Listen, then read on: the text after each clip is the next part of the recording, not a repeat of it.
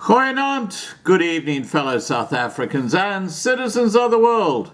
And I just want to let you know things are getting pretty desperate out there, and especially amongst the poor white communities. I've had a few messages from Patrick. I'm hoping to speak to Patrick live on Friday. Won't be in the evening, it'll be during the day. Hopefully, we still got to finalize this, so just be aware that it could be coming up. Patrick and Darby are doing fantastic work helping impoverished white communities, and I'm going to read you a couple of messages that Patrick sent me. He says, Scott, it would be great, but I need to confirm the permit this week. So what we're talking about is driving up to actually deliver food. It won't be a huge drive at all. Taking about 5 boxes of clothing up then from Derby and taking some maize and milk, and then going to drop off at Boshoff, stay over there that night and leave back to Derby and pick up the rest of the maize, milk and food boxes. And he goes on to say, you have no idea the request I've received last week. I was sick the whole week for 3 nights. I couldn't even breathe, to be honest. I had to use hot water and Vicks just to open up my chest. Everyone from all over South Africa is asking me for help. Just tonight I had a request from De Aar in the Northern Cape. And then he refers to the painting. Now, when we go live, that lion painting that Mel currently has the top bid for, and I'll show you what it looks like. You get that? It's a beauty. This is a stunning painting. Okay, this is by Bonnie Hutt. It's one of the big 5 that you see on the screen behind me. There it is right there, the lion. Current bid is 5,000 Rand, which is about $250, which is a pittance. You know, Bonnie Hutt's work goes for thousands of dollars. So just bear that in mind. So on Friday, when we go live with Patrick, we'll be auctioning that painting to raise funds for Patrick. Okay, so just be aware of that. Don't miss out, because that painting, I would be very disappointed if we don't get over 20,000 Rand for it. It really is a magnificent painting. As I said, it's right there behind me all the time in all my videos. It's one of the big 5. Just for the record, the rhino, which is also, there's the rhino there, that's sold for 20,000 Rand. And the first painting that we actually sold, which Mel picked up, and remember Mel's got the top bid at the moment, was the leopard. She only paid 5,000 Rand for it. Wow, what a great deal. Anyway, let's get back to the situation. Patrick says, yes, I heard, and Sanco is also now opening a case against the officials, as they say they now have proof that the food parcels were given to their friends, families, and political associations.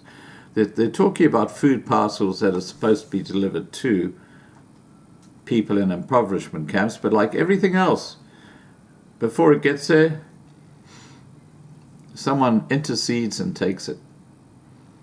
Yeah, it's called corruption. It's just typical of the ANC. All right, so why am I talking about Patrick and the impoverished whites and the desperate state they're in under this lockdown?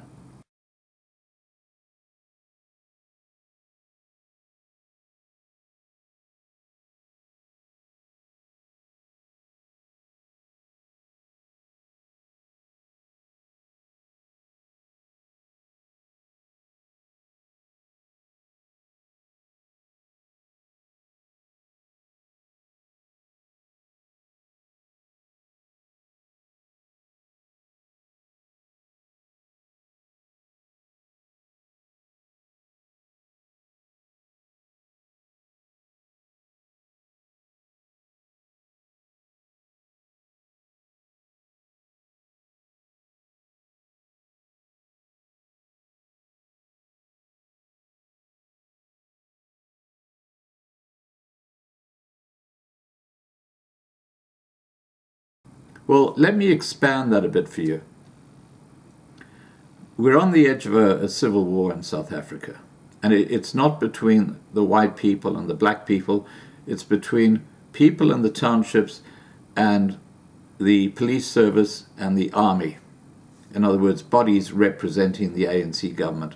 That's where the very tip of the Civil War is starting to appear. Now, this is an article that just came out. Let me have a look. It came out today, and it's from News 24. And it says, City of Cape Town law enforcement officers shot at land occupiers who were protesting against the demolition of their shacks in Empolweni in Khayelitsha on Sunday. About 60 protesters sang struggle songs in front of the officials. Ground-up journalist Vincent Lally was on the scene and said there was no provocation when law enforcement officers began firing. Now, remember, this is the same guys operating under the Democratic Alliance, in Cape Town. Lally said he was there for several hours on Sunday, and at no point did he see anyone throw a stone or use any kind of violence towards the officials. Conflict between the city and the land occupiers escalated this week.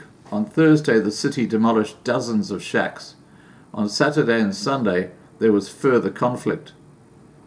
According to housing activists, there is a moratorium on evictions during the lockdown, but the city argues this does not apply to illegal land occupations and that the shacks it demolished were unoccupied. The officers used rubber bullets, but social justice coalition activist Bonga Zamizi, who collected rubber bullets at the scene afterwards so that a complaint could be lodged against law enforcement officials, also came across a live bullet. Zamisa said, I was shocked to find live ammunition because I thought the officials were using rubber bullets only to disperse the residents. Axolili Notiala, head of the SJC, said the use of live ammunition to disperse protesters must be very worrying to everyone. Notiala said, I also saw one of the law enforcement officers pulling out his handgun and quickly putting it back when he realized I was recording. But the city's MACO member for safety and security, here comes the same old, J.P. Smith, denied that live bullets were used. A photo of the round was sent to him.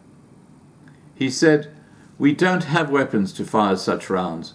It was either a plant or discharged by the South African Police Service.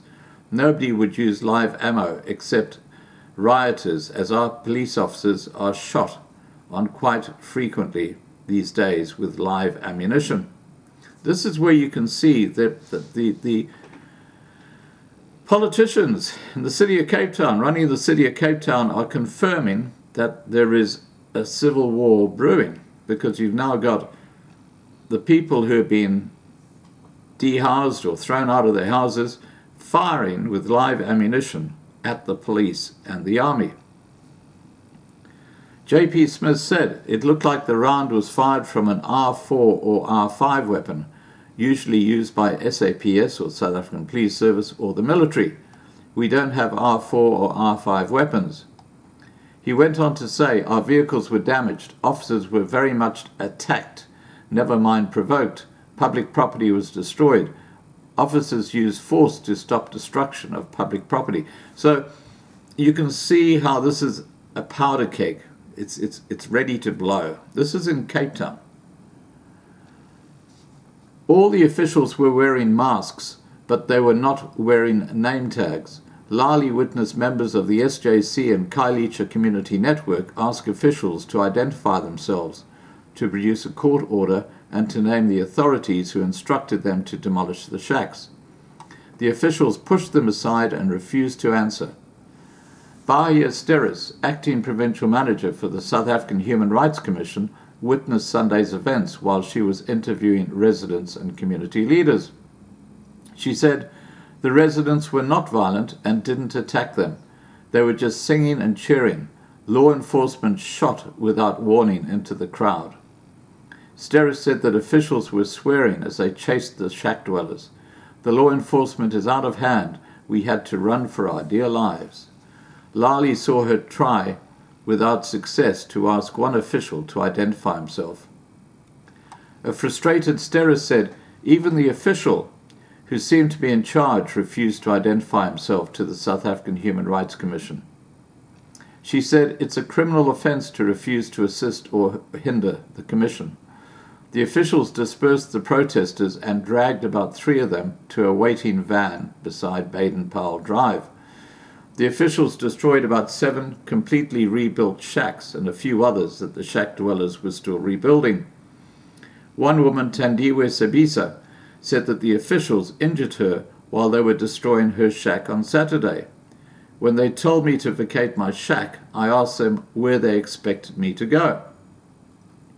Sabisa said the officials tried to drag her out of her shack and she resisted before they decided to bring it down while she was still inside. The roof hit me on the pelvis as it fell, and now I have pelvic aches, she said. Steris visited and interviewed Sabisa at a community church on Sunday. We are investigating human rights violations, she said. South African Human Rights Commissioner Chris Nissen said the SAHRC was also investigating the legality of Saturday's arrest of community leaders. The SAHRC was also launched a probe into the demolition of the former backyarders' shack, he said. We are looking into how long they have been here and what legal processes were followed before their shacks were demolished. So why I'm talking about this, guys, is because there is a growing anger against the ineptitude and the incompetence and the complete corruption that typifies the ruling ANC government. And this is now at the sharp end, is where the people in the townships and the police are now at loggerheads. This is the start of something really bad. Remember, we're only about just over 2 weeks into the lockdown, and there's about 2.5 weeks still to go. This is not going to get any better.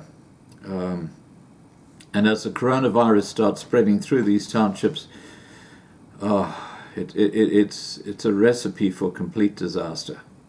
All right, guys, please remember to subscribe to be kept informed. Ring the bell for the updates. Please like this video. Please share this video. And above all, please stay safe.